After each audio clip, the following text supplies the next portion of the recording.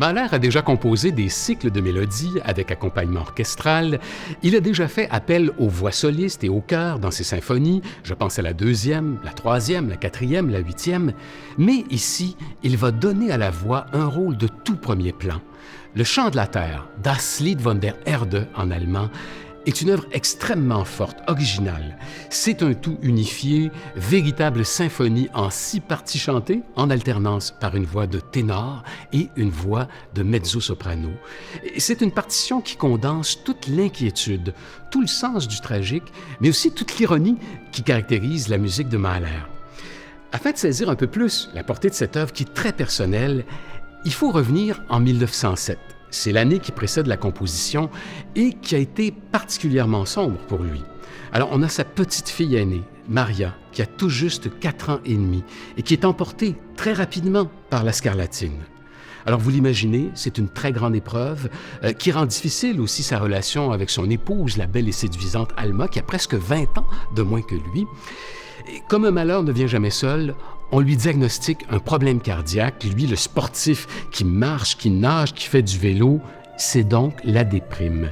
Et enfin, sur le plan professionnel, il est écarté de la direction de l'Opéra de Vienne en raison de l'antisémitisme ambiant, mais il va tirer profit de cette déplorable situation en quittant Vienne pour aller diriger une saison d'opéra au Met à New York. Bref, il est en quête d'un peu de réconfort, et là, il se plonge dans la lecture d'une adaptation allemande de poèmes chinois du 8e siècle que lui a offert un ami. Et dans ce recueil, il est question de la brièveté de l'existence, de la souffrance humaine, de la beauté de cette nature qui renaît toujours. Et Mahler est profondément touché par la mélancolie de ses poèmes et par leur questionnement philosophique qui invite au détachement. Dans la première pièce, la chanson à boire de la douleur de la terre, une grande question est posée. La terre va durer, mais toi, combien de temps vis-tu?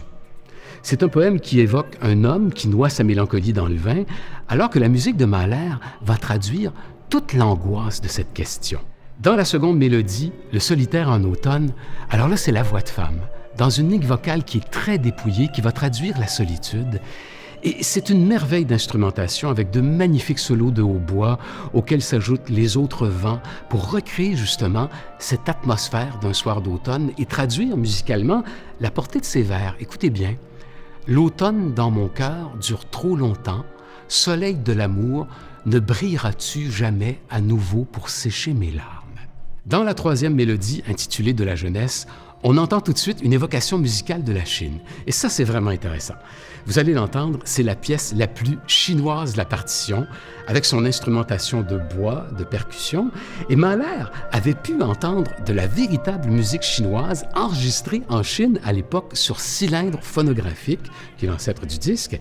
Et il faut aussi rappeler que les artistes européens de cette époque se passionnent pour l'Extrême-Orient. Dans la quatrième mélodie, le poème va suggérer un climat d'insouciance, avec ces jeunes filles qui cueillent des fleurs de lotus et qui vont voir passer une troupe de cavaliers. Et là, on retrouve quelque chose de typique chez Mahler. Vous savez, ce sont ces fameux rythmes de marche qui parsèment ses symphonies. Alors, retour à la voix de ténor dans la cinquième mélodie, l'homme ivre au printemps. Et cette arrivée du printemps, ça aussi on l'entend dans la partition, elle est exprimée par un chant d'oiseau. Mais la musique, avec ses dissonances, va traduire autre chose. Cet homme qui est ivre, il boit pour oublier parce que son bonheur est une illusion. Et c'est l'adieu. Der Abschied, 6e et dernière mélodie du cycle, c'est la plus longue qui fait à elle seule 30 minutes. Et je vous dirais aussi que c'est la plus poignante qui regroupe en fait 2 poèmes et des vers de Mahler lui-même. À la tombée de la nuit, on a un homme qui attend son ami pour un dernier adieu. Et c'est une manière symbolique de prendre congé de ce moi mortel. Il y a des passages absolument sublimes, dont cette envolée lyrique qui accompagne la lune qui se lève comme un navire sur la mer. Et c'est un symbole de l'âme libérée. On va trouver aussi au milieu un long intermède orchestral, une lente marche funèbre de plus en plus intense. Et là, c'est la terre qui pleure la séparation de l'homme, qui le laisse aller. La sérénité s'installe dans la dernière partie où Mahler met en musique dans un très grand dépouillement ses propres mots qui viennent du cœur. Partout, la terre bien-aimée fleurit au printemps et verdit de nouveau. Partout et éternellement, l'horizon sera bleu, éternellement, éternellement. Et la voix répète 7 fois le mot allemand « ewig », éternellement. Et c'est une musique qui nous ouvre sur l'éternité, sur l'infini, comme l'écrivait si bien Henri-Louis de Lagrange, qui a été le grand biographe français de Mahler. Et c'est intéressant aussi de dire que Mahler n'a jamais entendu la version orchestrale de cette œuvre. Il est mort en mai 1911, à presque 51 ans, et 6 mois plus tard, c'est son grand ami Bruno Walter, le chef d'orchestre, qui va diriger la toute première de l'œuvre à Munich. Et on a aussi Arnold Schoenberg, qui était un grand admirateur de cette œuvre, qui va l'adapter en 1920.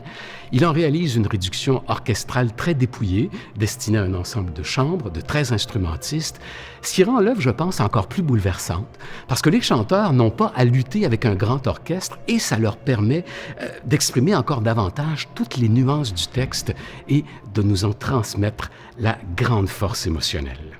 Quelques mots sur la pièce Prayer de la compositrice canadienne Vivienne Fong.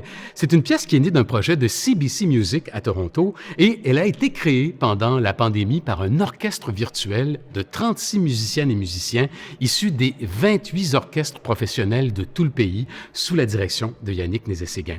Vivienne Fong s'est appuyée sur un chant très ancien d'Hildegarde de Bingen. Cette moniale est abbesse bénédictine, une mystique compositrice du 12e siècle et contemporaine de Saint-Bernard, et elle a été déclarée docteur de l'Église en 2012 suite au mouvement de redécouverte de ses écrits et de son œuvre musicale. Hildegarde est exceptionnelle à tous égards. C'est une femme qui correspond avec les papes, les empereurs, qui refuse de se plier au pouvoir et bouscule sans cesse les limites qui étaient permises aux femmes.